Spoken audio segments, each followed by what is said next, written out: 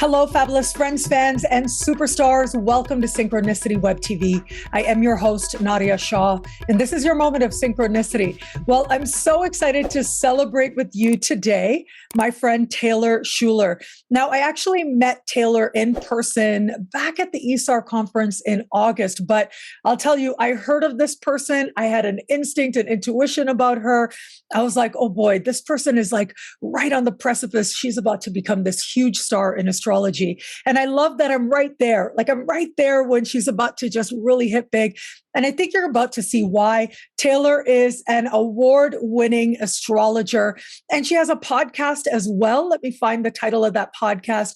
And the podcast is called On Thriving, Astrology and More with Taylor Shuler. She's got a YouTube channel as well. All of those links will be below. Now, Taylor is coming to Synchronicity University as part of the January 2023 speaker series. And for a very limited time, there's less than 2 weeks left to choose your tuition rate, as low as just $5 a class. And you're about to see that is a very unheard of rate to see and to hear and to learn from someone like Taylor Shuler. And yes, Taylor, she's going to be talking about Saturn and Pisces, and she's going to talk about that today as well. Taylor, welcome. Thank you for being here. Thank you, Nadiya. Thank you so much for having me. I'm super excited to be here today and to be talking about Saturn and Pisces in January. Yeah, I think it's going to be such an exceptional transit. So why don't we just jump in and start talking about Saturn and Pisces? Because I know you are such pro. Like, this is what I love about you. I got this feeling as soon as I met you. I was like, oh my God, this girl is ready. Like, she knows what she's doing. She's prepared. Like, just, you know, when you're spiritually prepared, when you're energetically prepared to go for more and for more people to know what it is that you do. Like, I don't know. I just feel like you have so much to give and so many people are going to benefit from that. And so I love that we will get to see some of that here today, not to put any pressure on you or anything. No pressure. Just, it's all good. But, I'm so glad that you said that. And thank you. And I received that fully. It's really an honor and so humbling to hear from you, who has been from afar one of my many, many teachers through either Synchronicity University and all of the free resources that you have on your channel and elsewhere, and through Astrology Hub, and just through the conferences throughout the years. Seeing your lectures has really informed my astrology too. So much gratitude for you for being a part of my journey. Thank you. We love each other. There we go. I know, Very obvious to everybody. Yeah. Okay. So, I want to talk about, Saturn and Pisces. Let's start there. Let's just jump into the juicy bits. What are some things that you are most looking forward to where it comes to Saturn and Pisces? Okay, so what I'm most looking forward to with Saturn and Pisces is sort of my jam, which is changing the world. So again, no pressure, but I do believe that this transit of Saturn through Pisces is part of the beginning of really earth-changing, life-changing things that are going to happen. And this transit might start off feeling kind of subtle, kind of quiet, but at the same time, there's going to be times when it's really loud as well. And so my talk is entitled, it's about making your daydreams become a reality, because Pisces is about our dreams, right? And Saturn is reality. And so part of the reason for the title of the talk is that Ernst Bloch said that a dream, he's talking about utopia. And so he says, to get to utopia, you can have a dream, and dreams don't come true. Daydreams, however, are grounded in reality, and they do come true. So we have this grounding force of the planet Saturn coming into the dreamy sign of Pisces. And so what do you get when you put two and two together? You can make your daydreams become a reality. So that's the thing that I'm most excited about with Saturn and Pisces. I'll also say this is part of a much bigger picture, like I said before. So we'll start with where Saturn is today, right? Saturn's in Aquarius. And what I've noticed when planets are transiting through the sign of Aquarius, Aquarius is eccentric for a reason, right? Because it's out of time. There's this thing where like Aquarius is very futuristic, but it's also anachronistic. Anachronistic simply means out of time. And so if you were to show up in the year 1400 with your clothes and your iPhone, wouldn't they think you're kind of eccentric, right? They think you're a little weird, a little strange, you don't quite fit in, and that's where we get Aquarius from. But we also, especially with Neptune and Pisces, get this out of time quality where the planet begins previewing for us the things that we can expect to see from it once it enters the sign of Pisces and meets up with Neptune. Now, Saturn and Neptune are going to conjoin in the year 2025 in the sign of Aries. Actually, it's 0 degrees of Aries. So the very first degree of the very first sign. It's going to be big. This hasn't happened since I believe the 1700s, maybe 1780s. And this is going to happen again in our lifetime. And when this happened last time, it was big changes. And so we're going to see Saturn and Neptune co present in the sign of Pisces for the next 2.5 years. And as soon as that is done, Saturn will actually kind of actually meet up with Neptune at 0 Aries. And that's when we're going to see some really big changes. So that's the big picture. Should I bring us back down a little bit? Sure. Go for it. All right. So what we can expect from Saturn, like I said, it's this planet that it's all about grounding, hard work, long term. It's Chronos. It is the timekeeper. Saturn returns to the same spot in the sky every 27 years, right? So this happened last in the early to mid 90s. And so folks who are ages 27 to 30, they're going to be having their Saturn return, which is a pretty big part of our lives. It's, what happens at age 27 to 30. You get married or you get divorced, you might have some kids, you might kind of get a promotion at work or figure out what your calling is and really say, I'm an adult now. I can do this and I know who I am. I have a real sense of identity. Or we get to a point where it's difficult and we're faced with the challenge to say, you know what, I've got to get rid of this and this is who I really am. I have to stand in my integrity. So there's that on the personal level, but we go through that as a society as well. We go through these different stages. So that's the archetype of Saturn. And then in Pisces, like I said, Pisces dreaming. But one other thing I wanted to mention, Nadiya, I think it's so interesting that we're having this conversation at this time because I've been reminded of the Roman holiday of Saturnalia that used to happen around this time that we're having this conversation. And Saturnalia was a Roman holiday where they turned everything upside down. And that's kind of turned into Christmas now, or all of the winter holidays, really. And so Saturnalia used to happen on December 25th, according to the Roman calendar. Now that date, because we've the Julian calendar, now that we have our modern calendar, that's about December 17th, and we're talking on the 14th of December. So we'd be preparing to have a pretty cool feast. We'd be, eating, and maybe if you partake in drinking, you'd be doing that and having a good time. But also the peasants sat with and shared food with their masters, or the slaves sat with their masters. It was all about inverting things, right? I also found it really interesting because they wore clothing. They wore their fancy clothing during this holiday.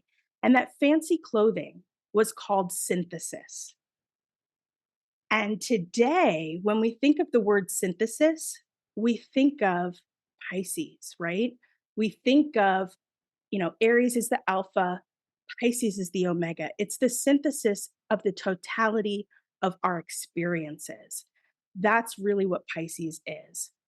And Pisces is also about compassion. And so we're celebrating now, regardless of what holiday you celebrate, some compassionate spiritual leader, right? That's what this holiday season is about. So that Saturnalia has kind of turned into this time of celebrating our compassionate spiritual leaders. And Pisces is about spirituality and deep compassion. The other thing I learned recently, actually from an email I got from Adam Allenboss, was about pine needles and grief. And so many people this time of year are coming up, that you decorate with a pine tree or garland or something like that, and how pine needles are connected to the lungs. And when we are connected to our lungs, it's connected to grief. Well, Pisces is also connected to the lungs. And so I think that we're already taking that sort of out of time Saturn and Aquarius previewing for us what we can expect once Saturn gets into Pisces. So that's why I'm explaining where we are today, because it really connects to where we're going to be. I think these are some of the clues. And as I've been sitting with this, you can really invoke the planets. And so I've been sitting with Saturn and Pisces. I've been sitting with Neptune and Pisces for some time. And this is what's been coming in. It's acknowledging that we are at the end, at the beginning of the end of this cycle that we've been in with the pandemic and things like that. Saturn was in Capricorn, it moved through Aquarius, and now we're moving on to Saturn moving into the sign of Pisces. There's so much else going on with the outer planets, but this is one of those markers of the beginning of the end. So right now we're in the beginning of the end, and when Saturn moves into Pisces, we'll be more at the beginning of the next stage. And when I look at the chart for Saturn entering Pisces, it's really interesting. It connects back to this as well. We see Jupiter, the planet of expansion, meeting up with the asteroid Chiron, the wounded healer, right? And so again, there's this acknowledgement of our pain because we need to do that. We can't just say, I started by saying, I'm really excited, we're going to change the world. But again, Saturn's the reality check, and there is definitely a reality check that needs to be had before we move forward. And so Saturn allows us to create containers. And I think that one of the things that we're going to do is acknowledge our grief, acknowledge the pain that we've had, have compassion for one another. And through that acknowledgement of our grief and our need to be connected to other people, which is a very Pisces archetype, we can take those challenges and that will lead us to the breakthrough that we will see more towards the end of this transit when Saturn finally meets up with Neptune in Aries. It's kind of like, so Pisces is a water sign. Pisces is also about music and art. And so what I get when I sit with this energy is an immense silence, and at the same time, the roaring sound of the ocean and the waves. It's standing in this dichotomy, in this totality of our experience. Again, that synthesis. We've gone through the whole life cycle from Aries through all of the signs. We're coming back to Pisces, and we're ending something. But we end in order to begin again. The other thing that I saw in this, in the ingress chart, we call it, for Saturn entering Pisces, is Venus, beauty, relationships, meeting up with the asteroid Eris, who took the golden apple and threw it into the wedding to start the Trojan War. She started some stuff. And so again, there is that, Jupiter Chiron acknowledging our need for healing. We're ready to heal. We're ready to, bring it to the forefront, make it big. And then Venus Eris is that breakthrough. It's that, hey, I got something to say and I'm ready to say it and I'm ready to start something, right? But I'm ready to do it in a Venusian way, in relationship with other people.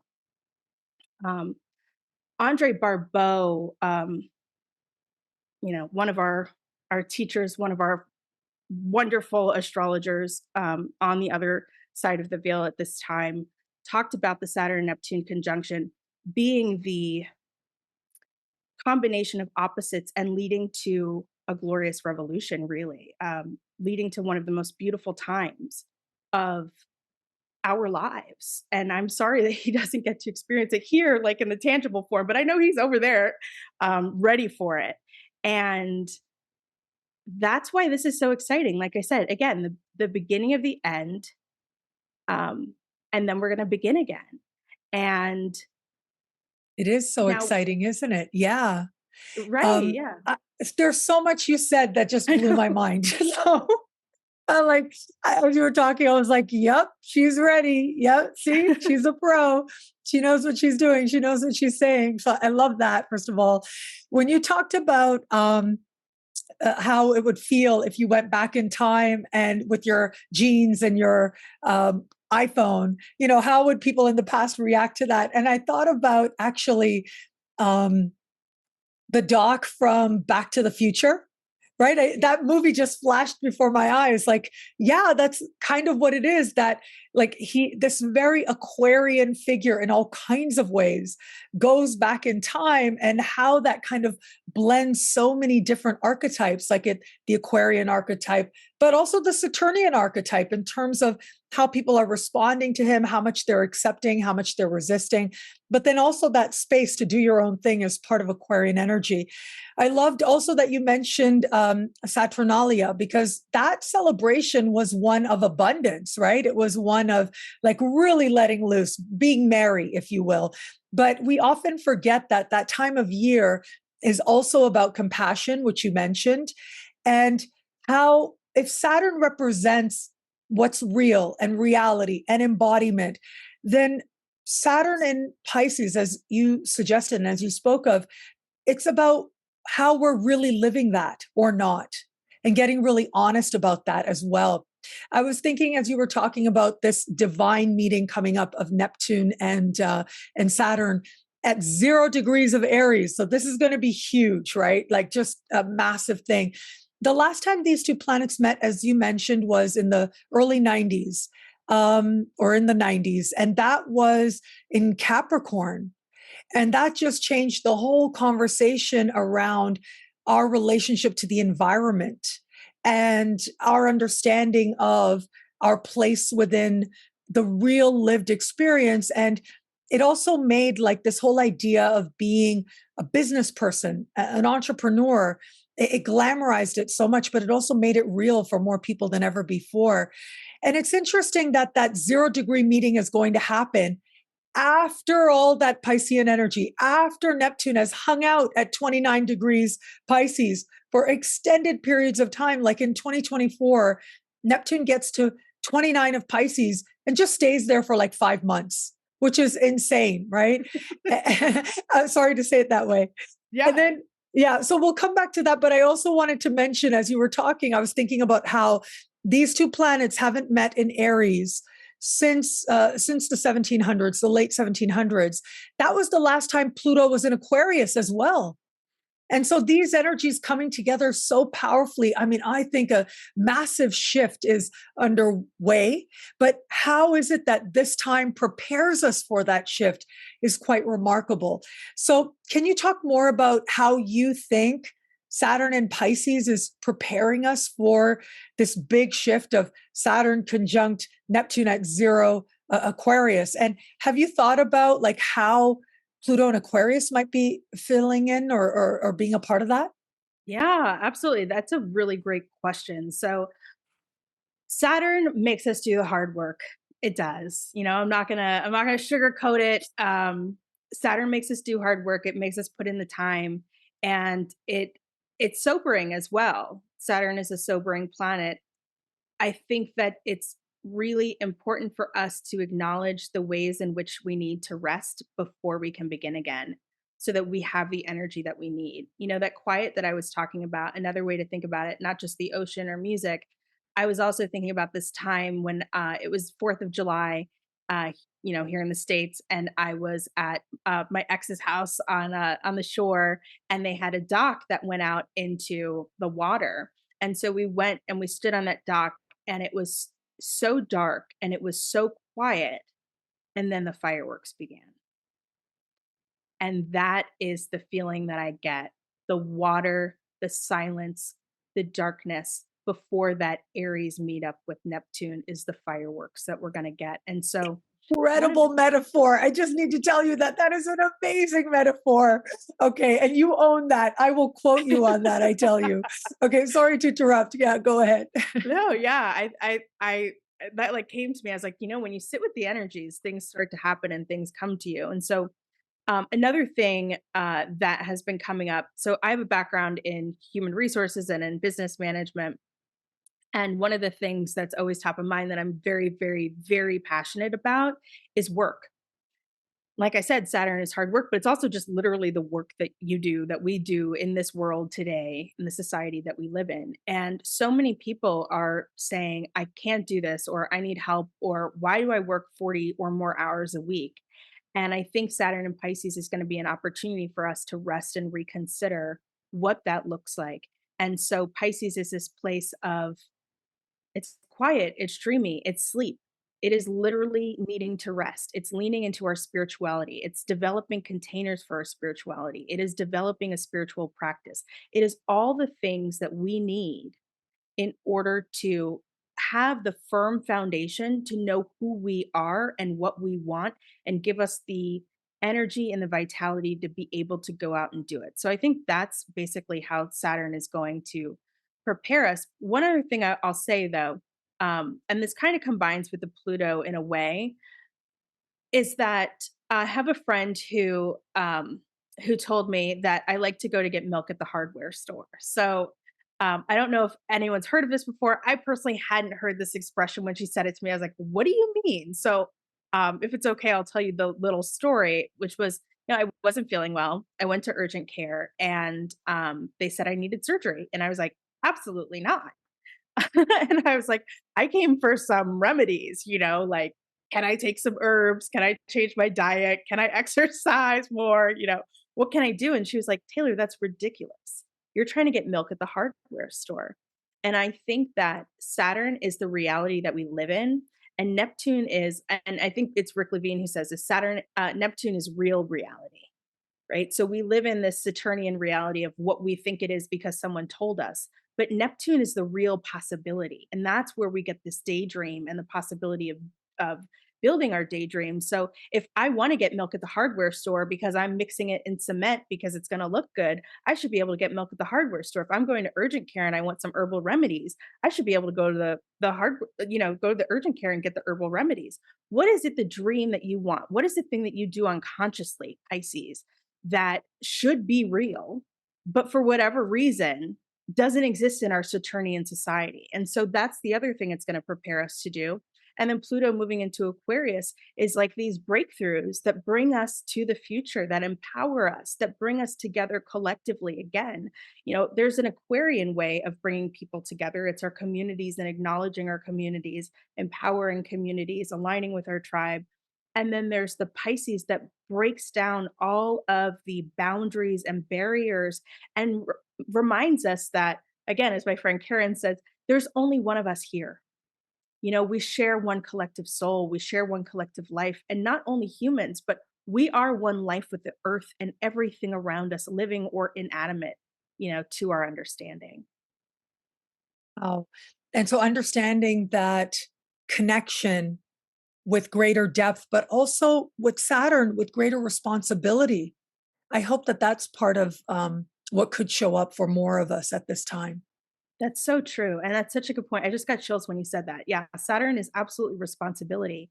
And so, what is our responsibility to one another, um, and to ourselves, and to our wellness, our well being, and to our future, right? To 7 generations ahead of us. How are we protecting the planet? How are we protecting the children and the future, and ensuring the longevity? Because both Saturn and Neptune and Pluto are outer planets. They take very, very long time. Like you said, Nadiya, the last time that we had this alignment was in the 1700s. That's a long time. We're not going to see the next meeting unless there's some, which is one thing I think might happen with Pluto in Aquarius. We find people who are much older than we thought that they were. People who are living much longer lives. And an example of this is I saw a story in the news the other day. There were twins born who were embryos in 1992. So they are, in some sense, 30 years old, even though they're 3 months old. And so that brings us this life that's much longer, a longer life expectancy. Yeah. I remember a couple things come to mind. There's this scientific fact that, for women and our ovaries, the eggs that we carry, the foundation of those very eggs was actually in the fetus of our mom. So it made up part of the fetus of our mom to have those little tiny ovaries. That which would become our ovaries were already there in her. And of course, our mom was within our grandmother. And so in some way, we have already been inside and had that deep connection to in the womb of our grandmothers, not only our mothers, or I should say biological parents as well. So I think that is so intriguing to consider. in light of what you just shared as well, in terms of how old are we really? How far back do we go really? But also, like, how far forward do we go as well? There's a show, and when I talk about Pluto and Aquarius, because I've done a few talks on it over the last couple of years, because I've been like fascinated by this transit, right? I've been like looking forward to it for at least a couple of decades. Like, Pluto's going to go in Aquarius, yes. Right? Like, everything's going to change. And of course, I hope it changes for the better. Of course, as astrologers, and my hope is the more I practice astrology, the more I'm able to understand the symbols with greater and greater depth. So, yeah, my understanding of that symbol as well has taken on more nuances, but I'm still looking forward to it. I think it's going to be a huge shift. There's this show on HBO, and it was like a short mini series, and it was called Years and Years. So this is an example I use in whenever I teach on Pluto and Aquarius. And in the first episode of this mini series, we have this young girl go. She must be about 14 years old, and she goes to her parents and she says, "Mom, Dad, this is really difficult for me to talk about, but I think I'm trans." And so her parents come over to her and they hug her and they say, "You know what? Whatever, whether you want to be a boy or a girl, we love you. We accept you, whatever you want." And she gets this confused look on her face and she goes, "No, I'm not transgender. I think I'm transhuman." And so she talks about how there's this technology where you can upload your consciousness to the cloud, and there you can live forever. Like, who you are, your own consciousness gets to continue to thrive in this other world called the cloud itself. And there is truly a type of immortality, I guess, as long as there's something to power the cloud, as long as someone's paying for the space, you get to exist forever. And that makes her parents freak out and slam doors and get very angry with her. So I thought that was really cute. But yeah, I wouldn't be surprised if there was something along those lines. I mean, if art, they say art imitates life, but in many ways, art can inspire life. And we've seen this again and again, how different technologies or different social movements, they start in artistic movements or expressions. And so we see this. I remember Black Mirror has episodes around this as well. Yeah. And so you wonder what it means to live forever. As you mentioned, this idea of living forever, how that's connected not only to Pluto and Aquarius, where we separate consciousness from body, but then that idea of really living forever, being in that sort of eternal cloud space. There's also something very Piscean about it as well, isn't there? I just thought of that while you were talking. Absolutely. Yeah. And that has been in the news. And so again, we're going to see this out of time. And I know I began this thought earlier about the out of time quality, but what I see, it's not only the Aquarian thing that makes things jump, it's Neptune that makes things jump. And it jumps from the sign that the sign before the sign Neptune currently is in, which is Aquarius, throughout the sign, throughout the transit of the sign that Neptune is currently in. So that's Pisces. Then Saturn and Saturn and Neptune are going to meet up in Aries, travel through there, and it will last until, I think, Saturn exits Taurus. So I think that what we're seeing now is actually, it's not just, hey, this is a preview of what Saturn and like Pisces is going to be like. I think it's actually a preview from the time Saturn was in Aquarius through Pisces, through Aries, and through Taurus. Now, by the time Saturn gets to Taurus, Uranus will be moving into Gemini. And that is a classic signature of sort of like a revolution, like the Roaring 20s, or like a time when art is coming out again, like a renaissance rather, is what that's a signature of. And so Pisces being art, putting your Saturn hard work into your Pisces art.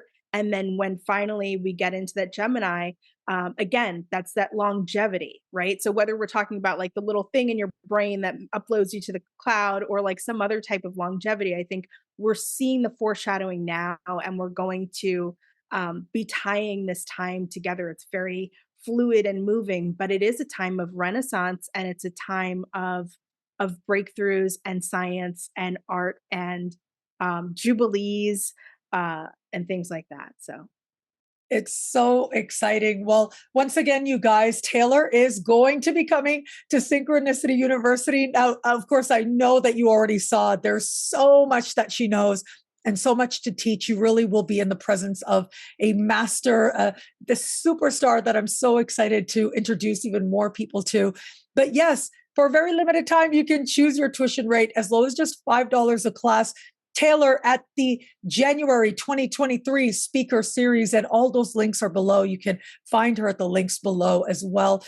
Taylor, I adore you. I'm so excited for your talk because I know you're going to talk even more about the stuff we just started really scratching the surface of, but you're also going to go through an understanding of what people can expect based on their rising sign and houses and things like that. So I think there's a lot more that you have to say on this. I have no doubt about that. And I'm just so happy that you're bringing your skills to Synchronicity University. Thank you for that.